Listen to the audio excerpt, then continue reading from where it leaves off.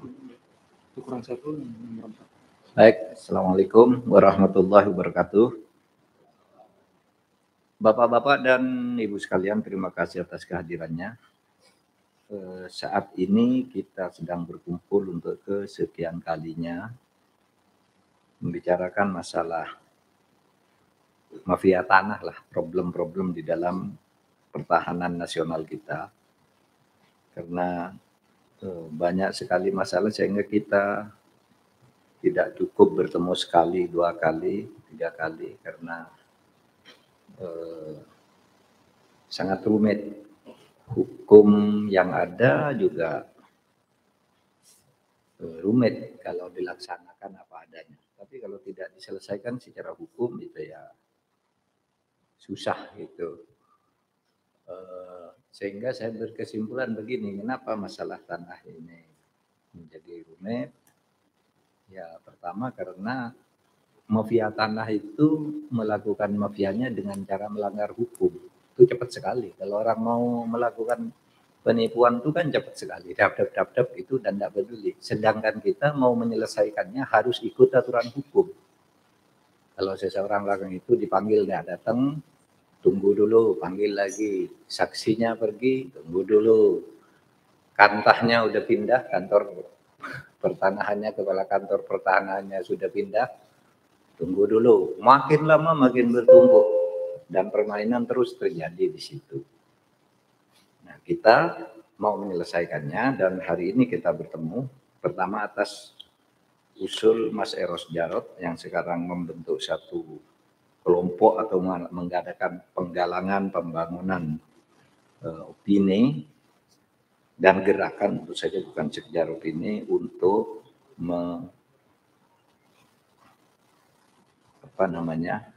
ikut menyelesaikan masalah-masalah pertahanan yang sudah sangat parah ini. Sehingga di sini kalau menurut daftar saya yang dari tamu ini yang hadir, ada Mas Bambang Harimurti, kemudian Pak Faisal Basri tidak datang ya. Tadi macet kali ya, tapi di sini confirm ini. Belum ada konfirmasi Pak Bambang Harimurti, oke. Pak Betor Suryadi, kemudian Pak Denny Indrayana, kemudian Bapak Suwidi Tono, kemudian Ibu Narti. Mana Bu Narti? Di sini ada hadir di sini. Mana Bu? Oh, di situ. Kemudian Ibu Yeni Sucipto. Oke. Bapak Lukas Suarso. Kemudian Bapak Franz Abah. Kemudian tokohnya ini Pak Eros Jarot dengan beberapa pengawal.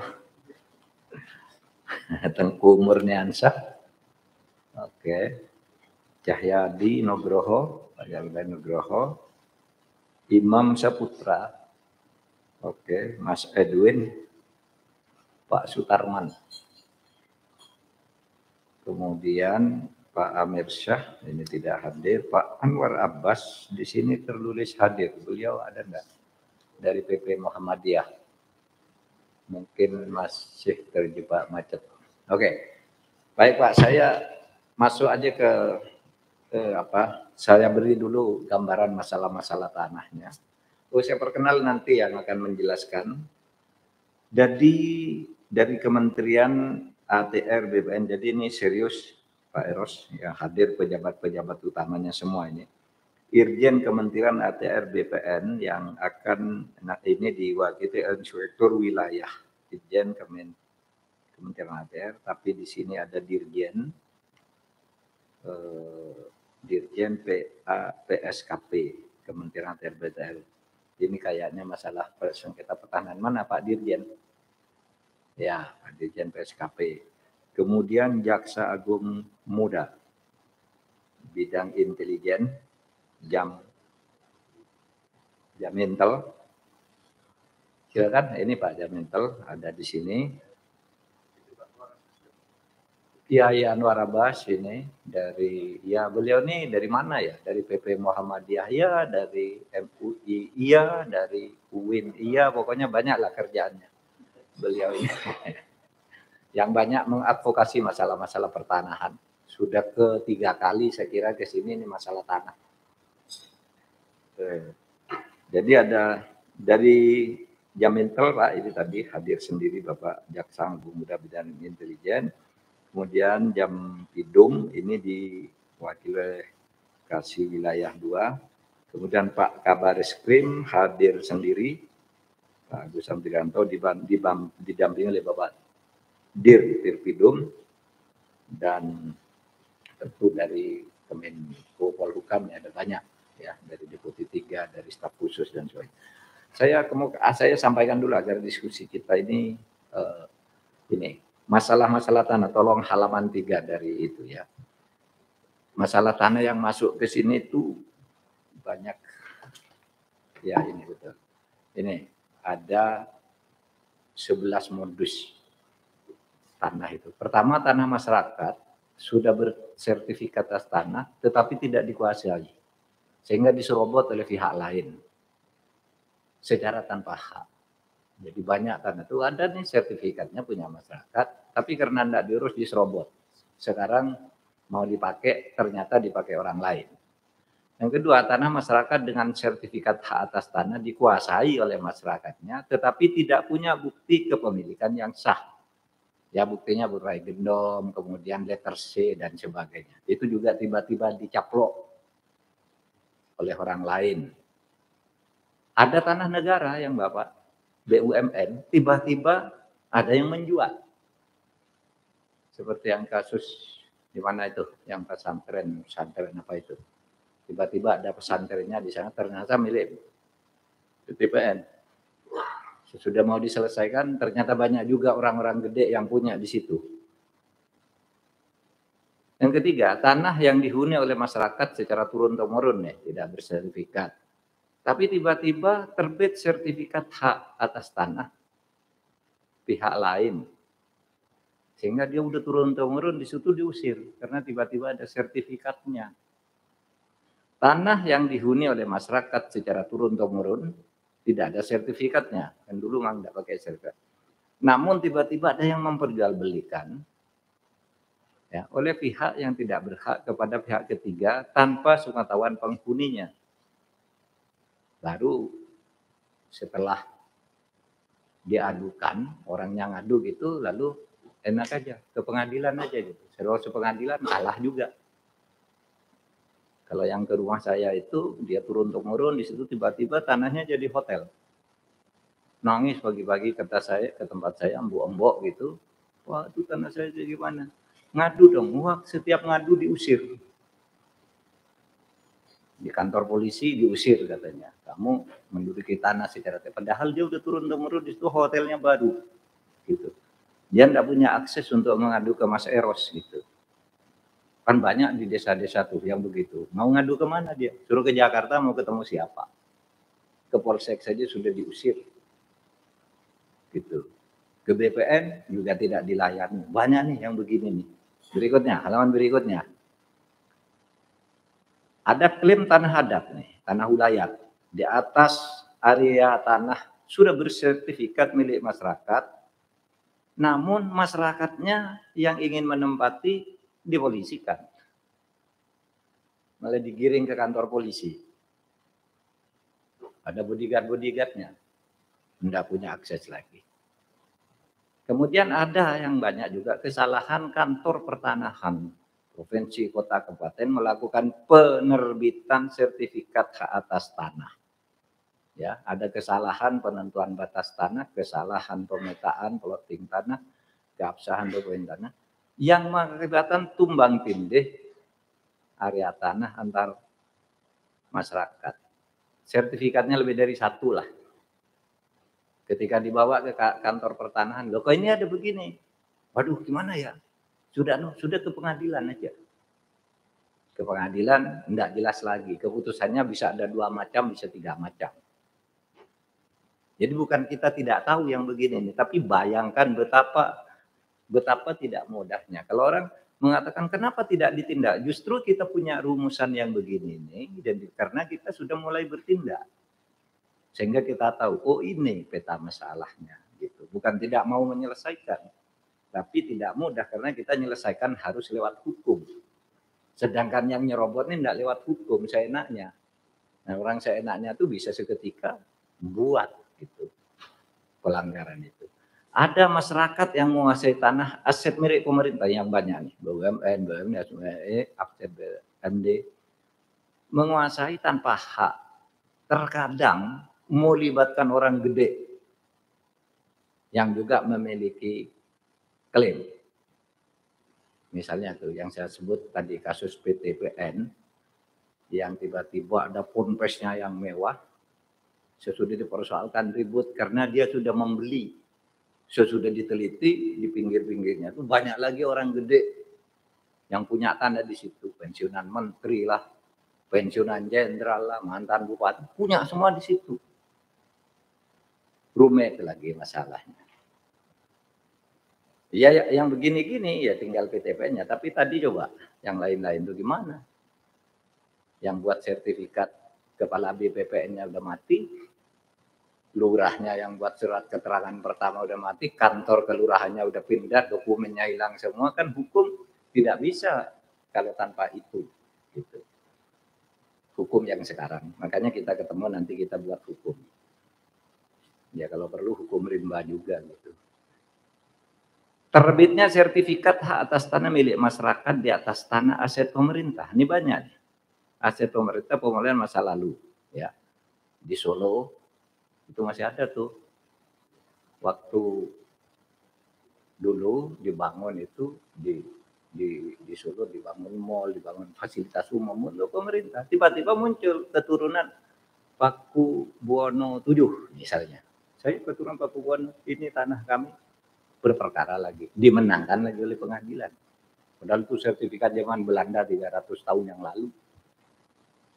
Gitu. Sekarang ini terkatung-katung lagi. Kemudian terbitnya sertifikat hak atas tanah milik masyarakat. Berikutnya, halaman berikutnya. Kemudian nih, halaman terakhir, penguasaan masyarakat pada tanah aset pemerintah. Banyak nih masyarakat, aset pemerintah banyak juga. Mengusir nggak bisa. Bulan ini ribuan hektar. Yang tidak dilengkapi dengan sertifikat hak atas tanah. Misalnya tanah-tanah milik Angkatan Udara, milik kepolisian, milik TNI AD. Banyak juga tuh yang dicaplok gitu aja, mau diusir nggak bisa. Kami udah tinggal di sini lama dan seterusnya. Padahal sertifikatnya ada. Termasuk tanah IPB itu. Dulu IPB punya, ada sertifikatnya, ditempati oleh rakyat, menang di pengadilan tata usaha negara, kalah di pengadilan perdata, masuk ke pidana. Coba. Tadi diskusi dengan Pak Agus Kabariskim, gimana ya kalau kayak gini. Selesai di perdata, PT UN-nya kalah. Menang di perdata, PT UN-nya kalah. Lalu sesudah diselesaikan dengan damai, muncul pidana. Tidak bisa lagi dimanfaatkan tanah. Gitu. Penguasaan oleh perseorangan yang melebihi batas yang diperoleh dengan cara membeli tanah masyarakat disertai ancaman. Itu banyak juga. Kemudian tanah tersebut dialihkan kepada pihak ketiga lagi. Ada lagi di dekat sini ini yang sekarang masih ribut, jalan tol. Pak Basuki sudah menyediakan uang ini untuk ganti ruginya yang banyak, mahal. Tiba-tiba satu tanah ada yang sertifikatnya 3 jenis. Sehingga ketika akan diklaim, nggak bisa. Akhirnya uangnya dititipkan pengadilan. Bukan negara nggak mau bayar. Karena ketika akan dibayar, yang mana? Ada 3 yang minta. Ketika dibawa ke BPN, wah yang salah nih BPN-nya. Gitu. Nah yang begitu sudah mulai diselesaikan oleh Pak Hadi sekarang, oleh Menteri yang sekarang ini agak tegas. Pokoknya mana-mana kalau kayak gini, gini cara penyelesaiannya. Kalau enggak, silakan ke pengadilan, tapi ini yang berlaku. Di KKP itu, saudara, ada tanah digugat ke BPN sejak zaman Pak Joyo Winoto, diberikan ke seseorang, ini tanahmu gitu. Silakan klaim. Terus sampai ganti beberapa pemerintahan, itu enggak selesai karena ada eksekusi. Sekarang malah dimiliki oleh KKP lagi dengan putusan pengadilan. Pengadilannya tidak mempertimbangkan bahwa yang sah itu sudah dikeluarkan oleh BPN. sengketa lagi ke sini, ke kantor saya. Mau kemana coba? Ke pengadilan, ini udah putusan pengadilan. Ke BPN, BPN merasa sudah selesai, sudah mengeluarkan. Punyamu itu. Nah, Pak, rumit kayak gini. Jadi polisi, kejaksaan juga pusing melihat ini. Karena rusaknya kayak gini. Kalau saudara tanya, oh, itu pemerintah ngobrol tanah dan sebagainya. Pak, itu kelanjutan. Yang baru ini tidak ada. Berapa juta hektar, berapa belas juta hektar itu yang dikeluarkan di masa-masa tertentu itu. Nah sekarang kita tidak bisa mencabut karena itu diberikan secara sah oleh pemerintah waktu itu. Kita harus nunggu sampai habis. Yang lebih gila lagi, ada belasan juta hektar hutan Mbak ya, kehutanan itu. Yang sekarang lagi ribut mau diampuni. Dia 18 tahun lebih menguasai hutan itu berproduksi yang jumlah penghasilannya 79 triliun. 79 triliun ditangkap nih oleh kejaksaan sekarang. Apa 79 triliun dia berproduksi itu hanya duduk-duduk aja di Singapura gini, dia dapat uang terus.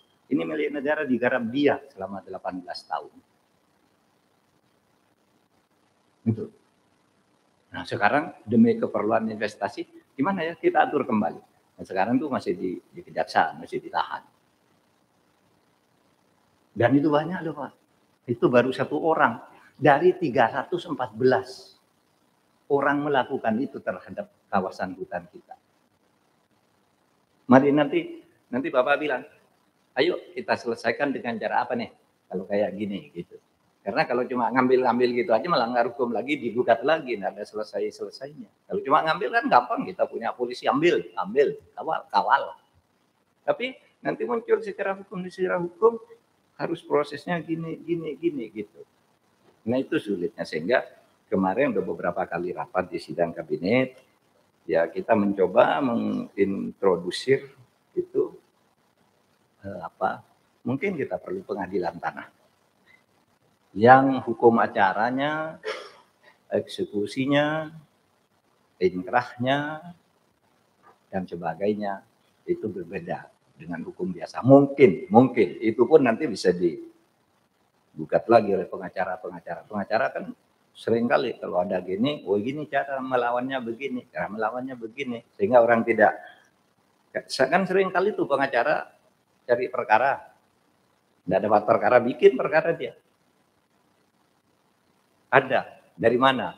Ini saya diceritain Baharudin Lopa ketika saya jadi Menteri Kehakiman itu, sebelum itu Baharudin Lopa cerita. Mahfud, di Indonesia ini banyak pengacara cari coba tuh. Penelitian saya di Sulawesi Selatan. Ada seorang suami istri tinggal sama ibunya. Lalu ini rukun, tiba-tiba ada pengacara, istrinya suruh menggugat mertuanya karena tanah itu harus diwariskan. Bertengkarlah anak sama ibu. Tadinya rukun-rukun jadi bertengkar. Karena apa? Pengacara mencari celah hukum. Kamu tuh ahli waris. Kok masa kamu tinggal sama ibumu harusnya sudah membagi harta itu. Sementara ibu ingin tinggal sama anaknya di tanah itu. Ada yang begitu. Rumit Pak, rumit. Ya kalau kayak gitu-gitu, ya tidak terlalu sulit. Tapi kalau yang ini tadi gimana? Ini tanah udah berpindah ke seorang yang mengalihkan, lurahnya sudah mati, lurahnya masih hidup, camatnya yang mati, camatnya masih hidup, berkasnya udah hilang karena kantor kecamatannya pindah, dan seterusnya gitu. Begitu banyak masalah tanah di negeri ini. Nah itulah pengantar dari saya, Bapak-bapak, para pejabat, nanti ya kita mendengar ini dulu nih, keluhan dari masyarakat, lalu kita mau apa. Mulai dari Mas Eros atau Pak Denny atau Pak Bambang atau siapa? Mas Eros.